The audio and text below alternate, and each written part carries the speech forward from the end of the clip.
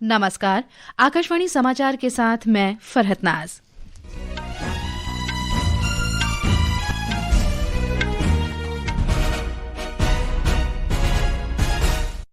सरकार ने सभी तरह के आतंकवाद की रोकथाम और आतंकी गतिविधियों को धन मुहैया कराने के खिलाफ नई राष्ट्रीय आतंकवाद विरोधी नीति और रणनीति हार का अनावरण किया। नई दिल्ली के भारत मंडपम में आज भारत निर्वाचन आयोग और राज्य निर्वाचन आयुक्तों का राष्ट्रीय गोलमेज सम्मेलन आयोजित होगा। झारखंड के चतरा जिले में रांची से दिल्ली आ रहा एक एयर एम्बुलेंस विमान दुर्घटनाग्रस्त, विमान में सवार सभी 7 लोगों की मौत। इजरायल में भारत के राजदूत जेपी सिंह ने कहा, आतंकवाद के खिलाफ भारत और इजरायल एकमत। प्रधानमंत्री नरेंद्र मोदी के इजरायल के आगामी दौरे को बताया ऐतिहासिक। ड्रग माफिया की हत्या के बाद भड़की हिंसा में मैक्सिकन नेशनल गार्ड के 25 सैनिकों की मृत्यु। और आईसीसी पुरुष T20 क्रिकेट विश्व कप सुपर 8 मुकाबले में मुंबई में वेस्टइंडीज ने जिम्बाब्वे को 107 रन से हराया। और अब समाचार विस्तार से। सरकार ने सभी तरह के आतंकवाद की रोकथाम और आतंकी गतिविधियों को धन मुहैया कराने के खिलाफ नई राष्ट्रीय आतंकवाद विरोधी नीति और रणनीति प्रहार का अनावरण किया। ये रणनीति आतंकवाद के बढ़ते खतरों से निपटने के लिए एक व्यापक व्यवस्था प्रस्तुत करती है। इसमें आतंकवाद को रोकने और उसका मुकाबला करने के लिए सक्रिय दृष्टिकोण अपनाया गया है। मंत्रालय ने बताया कि हालांकि खतरों का स्वरूप लगातार बदल रहा है और नई चुनौतियां सामने आ रही हैं, फिर भी देश सभी तरह के आतंकवाद का विरोध करने के लिए दृढ़ संकल्पित है। नई दिल्ली के भारत मंडपम में आज भारत निर्वाचन आयोग और राज्य निर्वाचन आयुक्तों का राष्ट्रीय गोलमेज सम्मेलन आयोजित होगा। ये गोलमेज सम्मेलन 27 वर्षों के लंबे अंतराल के बाद हो रहा है। पिछला सम्मेलन वर्ष 1999 में हुआ था। मुख्य निर्वाचन आयुक्त ज्ञानेश कुमार सम्मेलन की अध्यक्षता करेंगे।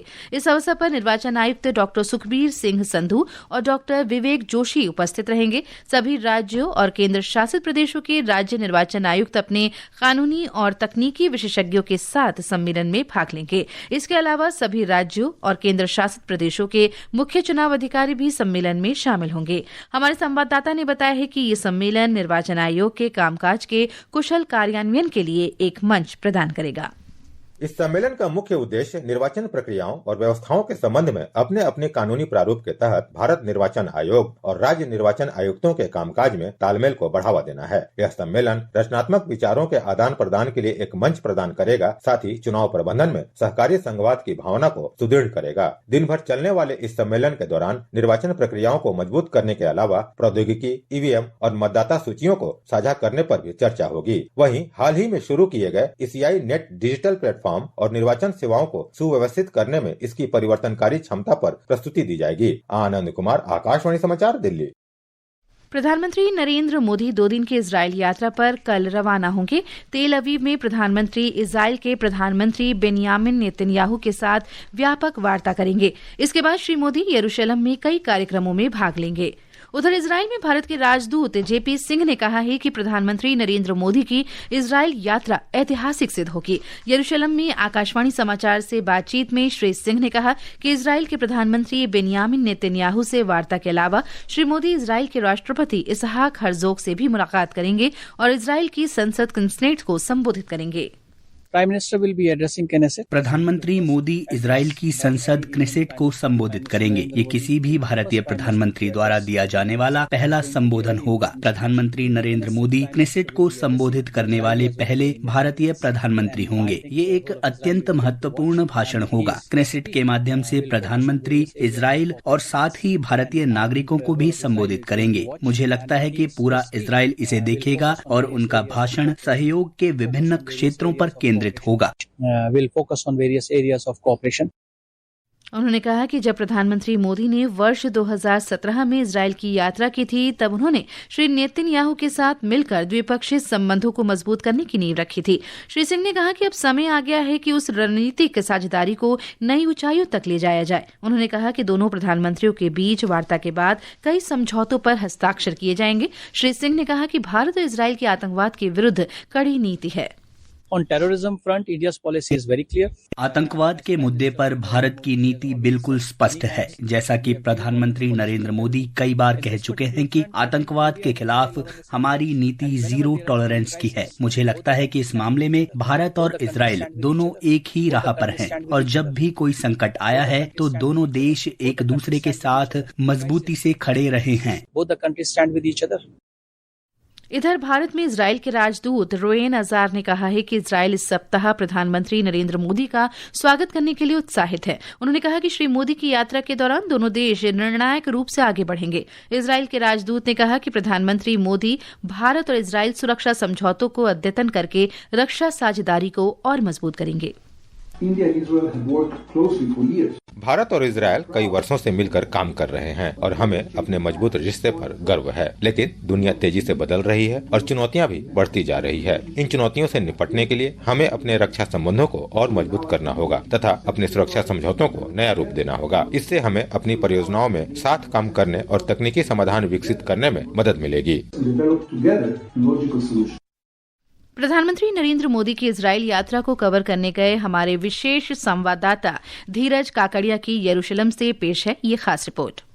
इजराइल में भारतीय समुदाय एक जीवंत और विविध समूह है जिसमें लगभग 85,000 यहूदी भारतीय मूल के लोग और लगभग 18,000 से 20,000 भारतीय नागरिक विभिन्न क्षेत्रों में कार्यरत हैं। इजराइल में भारतीय यहूदी समुदाय का इतिहास कई दशकों पुराना है। इनमें से अधिकांश लोग 1950 और 1960 के दशक में भारत से इजराइल चले आए थे। जो ज्यूस लोग यहूदी लोग भारत से यहाँ आए हैं वो भारत की अपनी अच्छी यादों को साथ में लेकर आए हैं। इजराइल के समाज में वे पूरी तरह से यहाँ एकीकृत हो गए हैं और विभिन्न क्षेत्रों में महत्वपूर्ण योगदान भी कर रहे हैं। इजराइल में जो भारतीय नागरिक हैं वो अलग अलग क्षेत्रों में कार्यरत है, जिसमें हेल्थ देखभालकर्ता के रूप में केयर गिवर्स में, डायमंड के ट्रेडर्स हैं, आईटी पेशेवर में भी बहुत लोग हैं और यहाँ छात्र अभ्यास के लिए भी आते हैं। इजराइल की अर्थव्यवस्था में ये सब यहूदी और अन्य लोग महत्वपूर्ण योगदान दे रहे हैं और देश की सांस्कृतिक विविधता को भी बढ़ावा दे रहे हैं।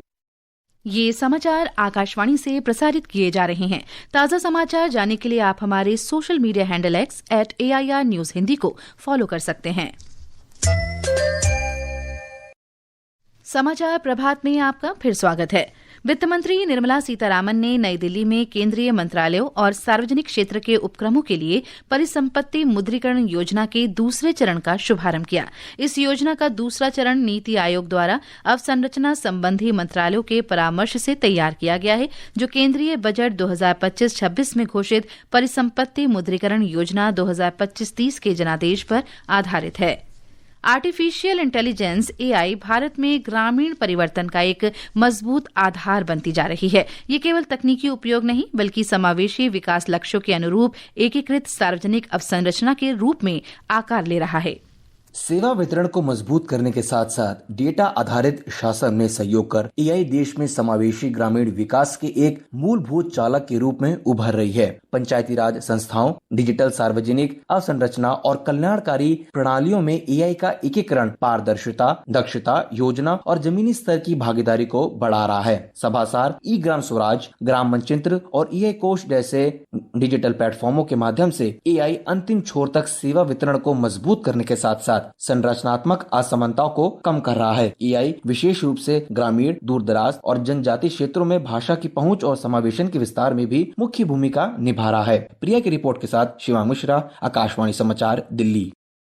प्रधानमंत्री नरेंद्र मोदी ने पश्चिम बंगाल की जनता को पत्र लिखकर उनसे विकास के सफर में साथ देने की अपील की है। बंगाली और हिंदी में लिखे इस पत्र में प्रधानमंत्री ने वहां के लोगों से अपील की है और राज्य के लिए भाजपा के विकास संबंधी दृष्टिकोण को प्रस्तुत किया। श्री मोदी ने कहा कि आने वाली पीढ़ी का भविष्य किस राह पर चलेगा, ये राज्य की जनता के सुविचारित निर्णय पर निर्भर करता है। झारखंड के चतरा जिले में सिमरिया के पास एक एयर एम्बुलेंस विमान दुर्घटनाग्रस्त हो गया। इसमें सवार सभी 7 लोगों की मौत हो गई। विमान रांची से दिल्ली जा रहा था। राज्य सरकार के एक वरिष्ठ अधिकारी ने ये जानकारी दी। रेडबर्ड एयरवेज प्राइवेट लिमिटेड द्वारा संचालित ये विमान शाम 7:11 पर रांची हवाई अड्डे से उड़ान भरने के कुछ ही देर बाद दुर्घटनाग्रस्त हो गया।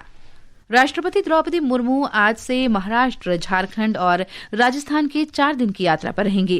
राष्ट्रपति आज मुंबई के लोक भवन में पीडी हिंदुजा अस्पताल द्वारा आयोजित राष्ट्रव्यापी अभियान जीवन बचाओ और स्वस्थ भारत बनाओ का उद्घाटन करेंगी। कल वे बुल्धाना जिले के शेगांव में केंद्रीय आयुष मंत्रालय द्वारा आयोजित राष्ट्रीय आरोग्य मेला 2026 का भी उद्घाटन करेंगी। मैक्सिको के जलिस्को प्रांत में ड्रग माफिया की मौत के बाद भड़की हिंसा में नेशनल गार्ड के करीब 25 सैन्य कर्मियों की मौत हो गई है। एल मेंचो के नाम से पहचाने जाने वाले तस्कर नेमिसियो उजग्वेरा सर्वेंट्स की विशेष दल द्वारा हिरासत में लिए जाने के कुछ देर बाद ही मौत हो गई थी, जिसके बाद करीब 20 राज्यों में अशांति फैल गई। बताया जा रहा है कि जलिस्को राज्य के तापलपा कस्बे के बाहर एक सैन्य अभियान में घायल होने के बाद हेलीकॉप्टर में उसकी मौत हुई। अमेरिका ने इस कुख्यात ड्रग्स तस्कर की गिरफ्तारी की सूचना देने पर $1.5 करोड़ के इनाम की घोषणा की थी। Jalisco new generation cartel Mexico के सबसे कुख्यात आपराधिक संगठनों में से एक है। एल मेंचो इसी संगठन की अगुवाई करता था और मैक्सिको का सबसे वांछित अपराधी था। सुरक्षा मंत्री उमर गार्सिया हार्फोज ने प्रेस कॉन्फ्रेंस में पत्रकारों को बताया कि विभिन्न हमलों में कार्टेल के 30 सदस्य और एक आम नागरिक की मौत हुई है, जबकि 7 राज्यों में कम से कम 70 लोगों को गिरफ्तार किया गया है। अमेरिकी सेना ने कैरिबियाई सागर में कथित ड्रग तस्करों को निशाना बनाते हुए एक और हमला किया है। इसमें 3 लोग मारे गए। मणिपुरी फिल्म बूंग को बाल और पारिवारिक फिल्म श्रेणी में बाफ्टा पुरस्कार मिला है। इस उपलब्धि पर सूचना और प्रसारण मंत्री अश्विनी वैष्णव ने बूंग की पूरी टीम को बधाई दी है। सोशल मीडिया पोस्ट में श्री वैष्णव ने कहा कि पुरस्कार जीतने वाली ये पहली भारतीय फिल्म बन गई है। कनाडा के प्रधानमंत्री मार्क कार्नी बृहस्पतिवार को भारत की यात्रा पर आ रहे हैं। श्री कार्नी 7 मार्च तक भारत में रहेंगे। ये यात्रा दोनों देशों के संबंधों में एक नए अध्याय की शुरुआत मानी जा रही है। पिछली सरकार के कार्यकाल में तनावपूर्ण संबंधों के बाद कनाडा के किसी नेता की ये पहली आधिकारिक भारत यात्रा है। श्री कार्नी मुंबई में व्यापारिक नेताओं से भेंट करेंगे। 2 मार्च को वे प्रधानमंत्री नरेंद्र मोदी के साथ उच्चस्तरीय वार्ता के लिए नई दिल्ली पहुंचेंगे। खेलों में आईसीसी T20 क्रिकेट विश्व कप के सुपर 8 मुकाबले में कल वेस्टइंडीज ने जिम्बाब्वे को 107 रन से हरा दिया। मुंबई में वेस्टइंडीज ने पहले बल्लेबाजी करते हुए निर्धारित 20 ओवर में 6 विकेट पर 255 रन बनाए। जवाब में जिम्बाब्वे की टीम 17 ओवर और 4 गेंद में केवल 147 रन ही बना सकी। शिमरोन हेटमायर को मैन ऑफ द मैच घोषित किया गया। श्रीलंका के पल्लेकेले में आज प्रतियोगिता के सुपर 8 में इंग्लैंड का सामना पाकिस्तान से होगा। ये मैच शाम 7 बजे शुरू होगा। मौसम विभाग ने आज सुबह पंजाब में घना कोहरा छाए रहने की संभावना व्यक्त की है। वहीं उड़ीसा, पश्चिम बंगाल के गांगेय क्षेत्र, झारखंड और अंडमान तथा निकोबार द्वीप समूह में आज हल्की से मध्यम बारिश हो सकती है। विभाग ने बताया है कि इस दौरान गरज, बिजली और तेज हवाएं चलेंगी। असम, मेघालय, सिक्किम, उप हिमालयी पश्चिम बंगाल, छत्तीसगढ़, मध्य प्रदेश, तेलंगाना और विदर्भ में भी दिन भर ऐसी ही स्थिति बनी रहने का अनुमान है। और अब आज के समाचार पत्रों की सुर्खियों के साथ हैं मुनीश शर्मा। धन्यवाद फरत। डिजिटल खतरा भी आतंकवाद माना जाएगा, देश की पहली आतंकवाद विरोधी नीति जारी। दैनिक भास्कर सहित सभी अखबारों ने इसे अपनी सुर्खी बनाया है। दैनिक जागरण लिखता है, देश के दुश्मनों के मंसूबों पर करारा प्रहार, चरमपंथी हिंसा रोकने पर केंद्रित है नीति। अमेरिका से जंग किया हट, भारत ने ईरान में मौजूद अपने नागरिकों से देश छोड़ने को कहा। यह है वीर अर्जुन की खबर, जबकि देश बंधु के शब्द हैं। ईरान और अमेरिका में फिर बढ़ रहा है तनाव, भारतीय दूतावास ने नागरिकों को ईरान से हटने की सलाह दी। पंजाब केसरी ने वित्त मंत्री निर्मला सीतारमण के शब्दों को जगह दी है। वित्त मंत्री की बैंकों को फटकार, कहा बंद करें इंश्योरेंस बेचना। झारखंड में विमान हादसे की खबर लगभग सभी समाचार पत्रों ने सचित्र प्रकाशित की है। लोक सत्य ने त्योहारों पर विमान किराए में बढ़ोतरी होने को अपनी सुर्खी बनाया है। पत्र कहता है, सुप्रीम कोर्ट ने जताई चिंता, त्योहारों में ही क्यों बढ़ जाता है विमान किराया। भारत के आसमान में शुक्र से भी तेज चमकेगा नया धूमकेतु। अप्रैल के पहले सप्ताह में दिख सकता है कुदरत का ये अनोखा नजारा। भारत में दक्षिणी राज्यों से बेहतर दर्शन हो सकेंगे। राजस्थान पत्रिका ने खगोल शीर्षक से ये खबर प्रकाशित की है, जबकि हिंदुस्तान ने अपने संपादकीय पन्ने पर विश्वविद्यालयों में दी जा रही शिक्षा पर लेख प्रकाशित किया है। पत्र कहता है, विश्वविद्यालयों का काम अमेरिका और यूरोपीय मुल्कों के लिए नौकरों की फौज तैयार करना नहीं है, बल्कि ऐसे ज्ञान का उत्पादन करना है जो हमें रणनीतिक स्वायत्तता दे। धन्यवाद मुनीश। और अंत में मुख्य समाचार एक बार फिर। सरकार ने नई सभी तरह के आतंकवाद की रोकथाम, आतंकी गतिविधि और धन मुहैया कराने के खिलाफ राष्ट्रीय आतंकवाद विरोधी नीति और रणनीति प्रहार का अनावरण किया। नई दिल्ली के भारत मंडपम में आज भारत निर्वाचन आयोग और राज्य निर्वाचन आयुक्तों का राष्ट्रीय गोलमेज सम्मेलन आयोजित होगा। इजरायल में भारत के राजदूत जेपी सिंह ने कहा, आतंकवाद के खिलाफ भारत और इजरायल एकमत। प्रधानमंत्री नरेंद्र मोदी के इजरायल के आगामी दौरे को बताया ऐतिहासिक। ड्रग माफिया की हत्या के बाद भड़की हिंसा में मैक्सिकन नेशनल गार्ड के 25 सैनिकों की मृत्यु। और आईसीसी पुरुष T20 क्रिकेट विश्व कप सुपर 8 मुकाबले में मुंबई में वेस्टइंडीज ने जिम्बाब्वे को 107 रन से हराया। इसके साथ ही समाचार प्रभात का ये अंक समाप्त हुआ। नमस्कार।